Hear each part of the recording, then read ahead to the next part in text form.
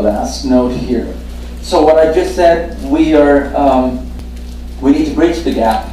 Coming back to what you said, Ms. Sandashanga, is to really use the emotional capacity along with the empirical evidence to affect change. And to me, if that's lacking, we will not find the power within to affect necessary change. It becomes a non-issue. The most important issue in the world becomes a non-issue if we're not emotionally engaged as well.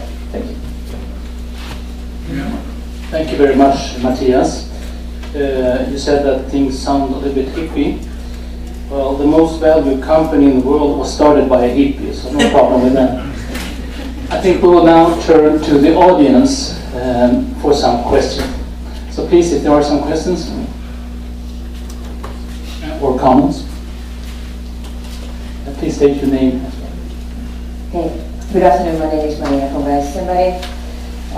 In fact, I'm a counselor as well, but just because of this high-level panel, I think what's popped on my mind is that, first of all, the Roman Club has been quite silent as well. I remember now the Earth Charter from 1972, for instance. Where do we have these good documents that in fact was born by IUCN, which there was a discussion on ethical issues and stuff, and there's no such thing going on now. So I just plead that even the Roman Club could come up with a little bit more stronger messages as well. I just said here to my neighbor that there is a problem. I'm from Finland, and there is a new research data coming out on how the youth in Finland are thinking about biodiversity and ecological questions, and it's going downwards all the time. They don't bother because, as well, they open the window and they think everything is fine. And then, of course, we have our political regime and how it works every 4 years, and the politicians and the Minister of Environment are very weak. So I really plead that we need, like here Bill Clinton is mentioned here, we need these leaders. Al Gore, I think he made a wonderful work for the climate change, and I think Mr. Bakker yesterday was very encouraging what he was saying, because he said exactly what we should do. But I'm just asking now, couldn't we have any, and I'm also a little bit concerned about these negative messages that we are coming up with, these disaster messages. Because we need to turn it in one way, exactly how and what can a human being do in his daily life. And all of us have been flying here. Every 10 minutes is a fly coming to Jeju, and I feel very bad myself because we are not good even here sitting and changing our lifestyle, which needs to be radical. So my question maybe to Anders and Ashok is, where is the Rome Club?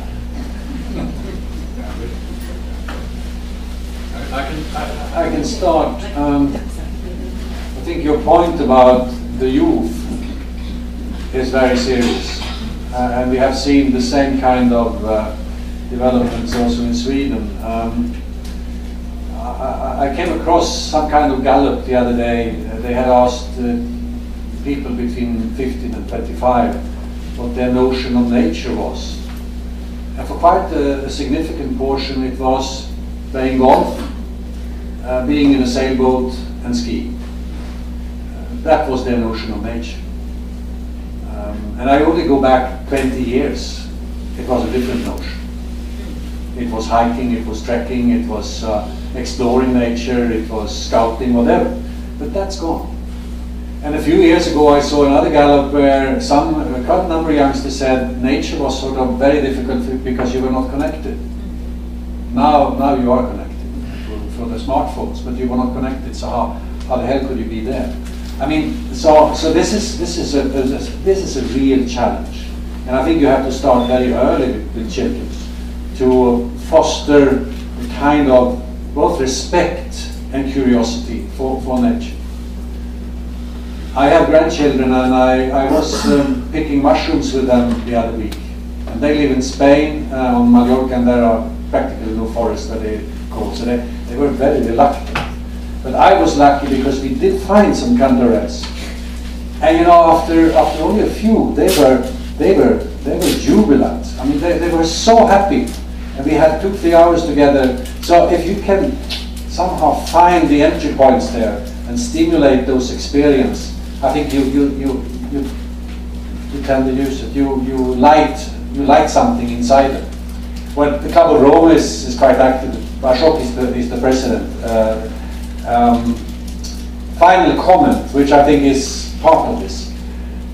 When Johan and I worked on the book that we will launch a couple of months from now via EarthScan, we came across quite interesting research, in particular in America, where researchers at Yale had interviewed quite a number of Americans, trying to understand why in this Gallup or study, about 30% of them didn't really want to take in or accept scientific information from climate scientists. What was the barrier? And the barrier was their worldview. Their worldview was such that they saw a free enterprise and as little government as possible as the main precondition for America and for prosperity. So whenever you address an issue where the implication is that you need some regulation, you need even taxes, carbon cap and trade schemes, whatever, they simply dismiss it. And the conclusion in this study was, don't you think that you will change their mind just by bombarding them with more facts? On the contrary. So you being a psychologist, maybe you have an answer. I mean, I think we have to go much deeper than we have, and we have to cooperate with social scientists, not economists. Well, them also, but. No, I think you answered it very well. Thank you. But the Club of Rome is quite active. Yes. Very good.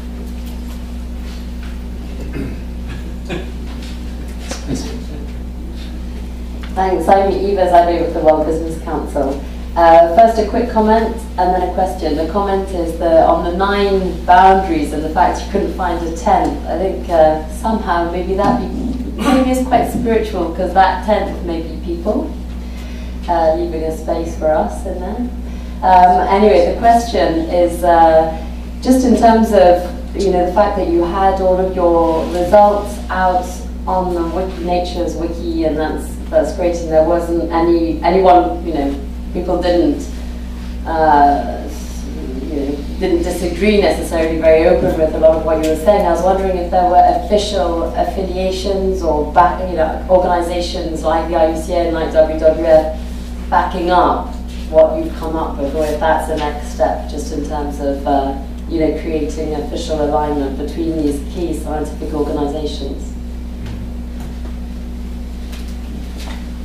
Well, I should say that what's interesting is that let's say the more institutional support for this science has come most strongly from large formal governance institutions. So the OECD, for example, when they put forward the latest environmental strategies, they used the Planet Boundaries framework. When the Global Energy Assessment was launched in Rio +20, they used the whole Planet Boundary framework.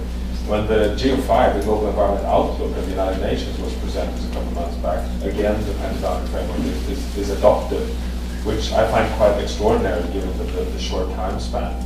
But then you have a whole number of NGOs that are internally using this very actively, from WWF, but even IUCN. Oxfam is perhaps the one that is using it most prominently. But so this is happening widely, but we have not felt that it's our role to kind of form a kind of more formalized type of alliance. It's more kind of a loose network. But what we're doing now is pursuing the more social, ecological research on planet boundaries, rather than kind of mobilizing the forces for change, which I think would be interesting to, for example, have an agency like, organization like IUCN, or new partnerships such as the one we just curriculum with business. Business is actually showing a very, very strong interest in trying to operationalize this concept. Just to say that basically we don't even have to endorse it formally, because you're preaching to the convertees. Everything you say, we know, And in fact, one of the things we would like to suggest Good music. And this comes to the thing, the comment I had made earlier, and also your frustration about the uptake by policymakers of the messages was perhaps we need to take the extra step of taking some of these concepts, like resilience, you know, and try to put how do you operationalize it from a policy point of view, from a management point of view. What tells a manager, a policymaker, this ecosystem, this environment, this society is resilient, right? And so it can really help, they can internalize in their daily operations what we mean by resilient. Because otherwise it might indeed mean different things to different people. And that's what I was saying, that in our daily work, in our new program, in some of the knowledge products, the policy, influence, etc., to try to convey those messages, but also putting an operationalizable dimension to it, which comes to what Peter was saying yesterday. We know what to do, when to do it, and now how to do it. And that's, those solutions are part of moving to the how, you know, helping people to really implement these concepts. Yes, something short, Anders? Yeah, I totally agree. The only thing I think matters a lot is, unless the leaders of the government in the respective countries, or if we're just dreaming, the leader of some global governance system, really demand the methodologies and the solutions. We know how difficult it is to have an entry point, not to the ministers of environment, but to the upper spheres of governments. And I repeat again, the ministers of finance are absolutely critical, and we have to convey a message where it's made clear that investments in nature and caring about these issues is not a cost, it brings benefits. That's the big challenge. Okay, I see many hands. There's a microphone there. Please, the gentleman in the blue shirt. Present yourself, please. Me? You, sorry. Yeah. My name is Yuan Li. I'm the president of the International Council for Science. Well, Johan has been talking about planetary boundary. I want to look at this boundary from a little different perspective. As we know, the evolution of life on the surface of the Earth depends on sunshine. And the status of the Earth will determine how much sunshine can create the biomass and provide for life to evolve on the surface of the Earth. Well, at the current time, when we conclude that the human society is consuming 1.5 times the natural resources sun can create on the surface of the Earth, then by definition, we are overdeveloped. Or we are overdeveloped. We fail. We cannot even feed the people all over the world. Human society fail. So when we talk about development, 100 years ago, we know what development means. But now, when we talk about growth, when we talk about development, we have to think about it. I completely agree with what Ashok said. We have a different perspective. But the fact is, we're consuming 1.5 times the resources Earth created, and we are getting into great difficulties. Scientists said urgent, but our model forecasting what's going to happen, but we have not been able to predict what will happen.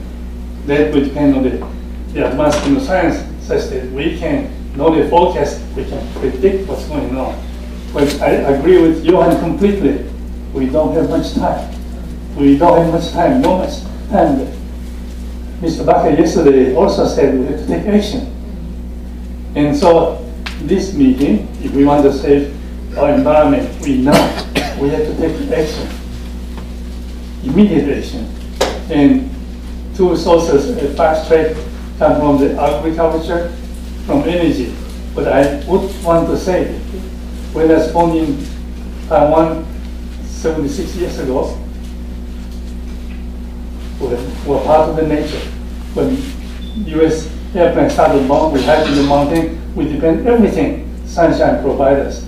And I went to the state, become a student professor. My life has changed from a couple hundred watt to 10 kilowatt for energy consumption. Now I went back to a place consume about 7 kilowatt.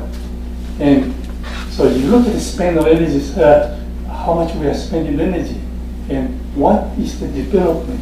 If you keep on sustainable development, we are looking at America, and somehow green economy will bring us there. Probably it's entirely wrong. And so I want to say we are urgent. We have to really understand what do we mean by development and where should we go. Thank you. Thank you. Maybe Ashok would like to have some comments on that? Yeah, the only reaction that I had to the word doomsday, or I could get one. Okay.